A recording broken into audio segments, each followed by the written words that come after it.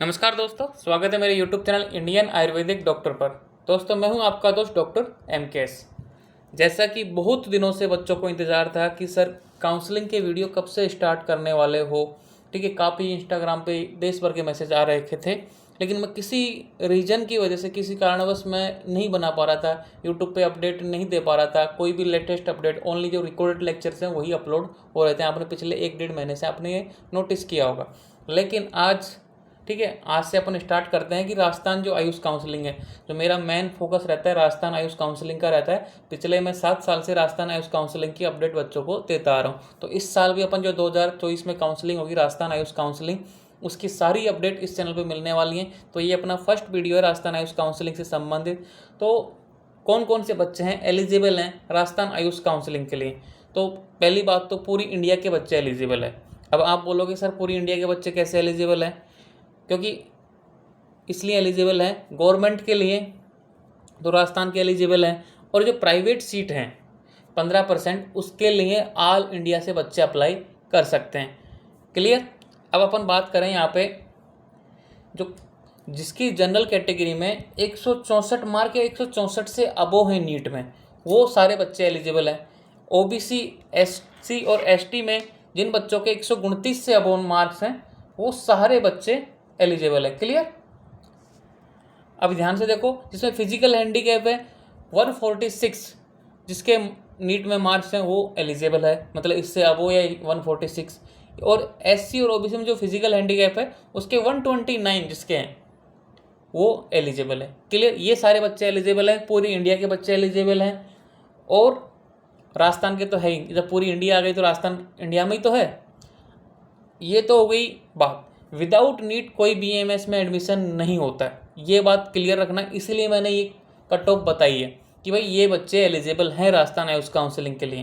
तो मैं यहाँ पे लिख देता हूँ कि without NEET not eligible. Clear? जिसने नीट क्वालिफाई नहीं किया वो एलिजिबल नहीं है। Point clear? आगे बढ़ते हैं। यहाँ पे देखिए ध्यान से कि required documents for AYUSH counselling. अब यहाँ एक इंपॉर्टेंट बात आती है कि भाई रिक्वायर्ड डॉक्यूमेंट्स में क्या क्या चाहिए। अभी आपके पास टाइम है, कोई नोटिस नहीं आया, कोई अपडेट नहीं है साइट पे, सब जगह ना तो ऑल इंडिया काउंसलिंग शुरू हुई है ना राजस्थान की शुरू हुई है अभी। इसलिए मैंने यहाँ पे लिखा है रिक्वायर्ड डॉक्यूमेंट्स। अभी आपके पास टाइम है, आप डॉक्यूमेंट्स बनवा लीजिए। आप अपने डॉक्यूमेंट्स की लिस्ट तैयार कर लीजिए कि क्या क्या डॉक्यूमेंट्स आपके पास हैं, क्या क्या नहीं है, और क्या क्या मुझे बनवाने हैं। कि जब रजिस्ट्रेशन होंगे और जब काउंसलिंग होगी और रिपोर्टिंग होगी तो मेरे पास ये नहीं है, फिर बच्चे फ़ोन करेंगे सर ये 15 दिनों में नहीं बन पाएगा, पुराना लगा दूँ क्या? मेरे पास तो पुराना भी नहीं है। तो ये सारी चीज़ें पिछले 7 या 8 साल में मैं फेस करता आ रहा हूँ। बच्चों के जो क्वेश्चन है बार बार माइंड में ये चीज़ आती है कि सर हमने ध्यान नहीं दिया। तो सबसे पहली बात तो जो आपका नीट का जो आपने फॉर्म फिल किया था कन्फर्मेशन पेज, वो आपके पास होना चाहिए। दूसरा, नीट का एडमिट कार्ड। अब बहुत से बच्चे एग्जाम के बाद में नीट के एडमिट कार्ड को फेंक देते हैं। नहीं, नीट के एडमिट कार्ड की जरूरत पड़ती है, तो नीट का एडमिट कार्ड आपके पास होना चाहिए। तो क्लियर? पहला पॉइंट में मैंने क्या बताया आपको? नीट का कन्फर्मेशन पेज। क्लियर? दूसरा, आपके पास एडमिट कार्ड होना चाहिए। क्लियर? अब आगे बढ़ते हैं आराम से तीसरे पॉइंट पे, नीट का रिजल्ट। क्लियर? फोर्थ पॉइंट पे नीट के रिजल्ट हो गए। ये 3 चीज़ आपके पास है। 10th 12th की मार्कशीट, ये तो आपके पास, आपने नीट का एग्जाम दिया तो आप, मुझे पता है आपके पास होंगे। तो यहाँ तक तो कोई प्रॉब्लम नहीं है। यहाँ आपने नीट का एग्जाम भी दिया, आपके पास तीनों चीज़ें होंगी। नहीं है तो प्रिंट आउट आपके पास कटवा लीजिए। नीट का रिजल्ट हो गया। उसके बाद में अपन बात करते हैं कैटेगरी और EWS का जो रूल होता है, राजस्थान का जो लेटेस्ट रूल है कि भाई 2 साल के लिए जो EWS का सर्टिफिकेट मान्य होता है या 1 साल के लिए, वो EWS वाले बच्चों को अच्छे से पता होगा कि भाई कब से लेके कब तक मान्य होता है, कि 1 साल के लिए मान्य होता है या 2 साल के लिए मान्य होता है। तो आपको ये ध्यान रखना कि आपका एक्सपायर ना हो गया हो, एक बार ये क्लियरिफिकेशन कर लेना। और जो OBC कैंडिडेट का है उसके लिए लेटेस्ट OBC सर्टिफिकेट आपको बनवाना होगा। अब बहुत से बच्चे OBC सर्टिफिकेट नहीं बनवाते, यहीं पे मात खा जाते हैं, क्योंकि सबसे बड़ी प्रॉब्लम आती है कास्ट सर्टिफिकेट में, और स्पेशली OBC कैटेगरी के बच्चों का। क्योंकि ST और SC में तो जनरलाइज 5 साल में एक बार बनता है, लेकिन ओबीसी में हर साल बनाना पड़ता है, इवन हर 6 मंथ के बाद में दोबारा बनाना पड़ता है। ठीक है, तो आपके पास मिनिमम 6 मंथ से ज़्यादा पुराना नहीं होना चाहिए ओबीसी सर्टिफिकेट, ये बात ध्यान में रखना है। अगर आपके पास ऐसा कोई ओबीसी सर्टिफिकेट है जो 1 साल पिछले साल बनवाया था, वो आपके पास हो तो अभी उसको नया रिन्यू करवा लो। ठीक है, क्लियर बात। अपन ने क्या बात की थी, कास्ट सर्टिफिकेट। सबसे बड़ी प्रॉब्लम आती है कास्ट सर्टिफिकेट में, तो जनरल वालों को कास्ट सर्टिफिकेट की आवश्यकता है ही नहीं, तो जनरल की बात छोड़ देते हैं। अपन बात करते हैं ओबीसी। ओबीसी सर्टिफिकेट आपके पास लेटेस्ट होना चाहिए। एसटी एससी वालों के पास 5 साल तक वैलिड रहता है, वो चल जाएगा। और ईडब्ल्यूएस वाला अपना चेक कर लेना कि 2 साल के लिए वैलिड होता है या 1 साल के लिए वैलिड होता है, तो वो डेट एक्सपायर नहीं होनी चाहिए की। ठीक है, तो बाद में बच्चे बोलते हैं कि सर मेरा तो ईडब्ल्यूएस मैंने फॉर्म भर दिया लेकिन अब ईडब्ल्यूएस सर्टिफिकेट नहीं है। तो ये तो हो गई बेसिक रिक्वायरमेंट।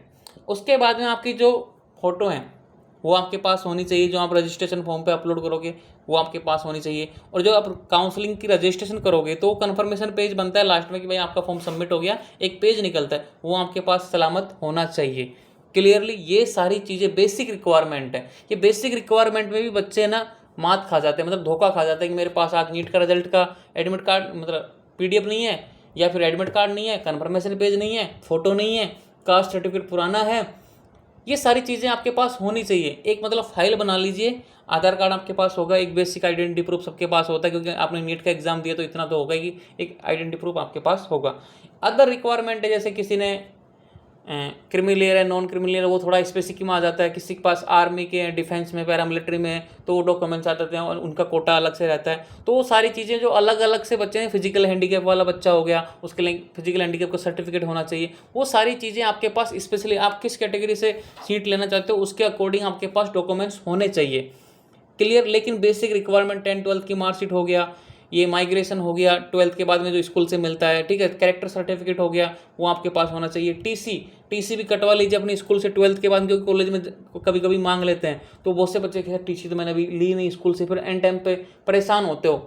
ऑन टाइम जब बच्चे मांगते हैं ना कि बेटी प्रिंसिपल ने टीसी मांगी आपसे, हाँ ये तो है नहीं, स्कूल में ही है अभी तो वो सारी चीज़ें आपके पास एक फाइल में होनी चाहिए। और अभी टाइम है, क्योंकि अभी नीट का 18 का पता लगेगा कि भाई दोबारा से होगी या नहीं होगी। लेकिन आप अपने डॉक्यूमेंट्स रेडी रखिए। आपको पता है कि मेरे कितने मार्क्स आए हैं, मुझे क्या कोर्स लेना है, बीएमएस लेना है, एमबीबीएस लेना है, वेटनरी करना है या फिर ड्रॉप लेना है, ये आपको अच्छे से पता है। लेकिन जिस चीज़ में आपको पता है वो आपके पास क्लियरिफिकेशन के साथ आपके पास होनी चाहिए। डॉक्यूमेंट्स आपके पास सारे होने चाहिए, एक फाइल होनी चाहिए। आप 12th पास कर चुके हो, ठीक है, नीट का तैयारी भी किया है आपने, तो आपकी एक पर्सनल फाइल होनी चाहिए जिसमें आपके सारे डॉक्यूमेंट्स की फोटोकॉपी विद अटेस्टेड होनी चाहिए। क्लियर। तो राजस्थान आयुष काउंसलिंग के में आपका स्वागत है एक तरीके से। यहाँ पे इस चैनल में आपको राजस्थान आयुष काउंसलिंग कॉलेज से डिटेल से लेके फीस स्ट्रक्चर सब कुछ यहाँ पे मिलने वाला है। तो बने रहिए मेरे साथ, तब तक के लिए जय हिंद, जय भारत, जय आयुर्वेदा। और जो पेड काउंसलिंग है उसकी फ़ीस तुम्हें पता ही, मैं बहुत हाई रखता हूँ क्योंकि बहुत ज़्यादा कॉल आते हैं। इवन मैं 5 से 6 बच्चों को पर्सनल काउंसलिंग या जो पेड काउंसलिंग होती है वो दे पाता हूँ। लेकिन फिर भी बहुत से बच्चे लेना चाहते हैं पर्सनल काउंसलिंग, तो मेरे नंबर हैं, मैं लिख देता हूँ 9929189009। आपका वेलकम है पर्सनल काउंसलिंग के लिए। थोड़ा कॉस्टली पड़ेगा आपको। आई होप आपको अगर कॉस्टली भी नहीं पड़ा, मेरे यूट्यूब चैनल पे भी बने रहोगे ना, तब भी आपको सारी जानकारी फ्री ऑफ कॉस्ट मिलेगी। ठीक है, यहाँ पे जो मैं फ़ोन पे बताऊंगा ना, आपसे बात करके बताऊंगा, मैं यूट्यूब चैनल पे फ्री ऑफ कॉस्ट ही बताऊंगा। ठीक है, तो आपकी मर्जी है आप किस तरीके से चूज़ करना चाहोगे। तो मिलते हैं नेक्स्ट वीडियो में, तब तक के लिए जय हिंद, जय भारत, जय आयुर्वेदा। धन्यवाद।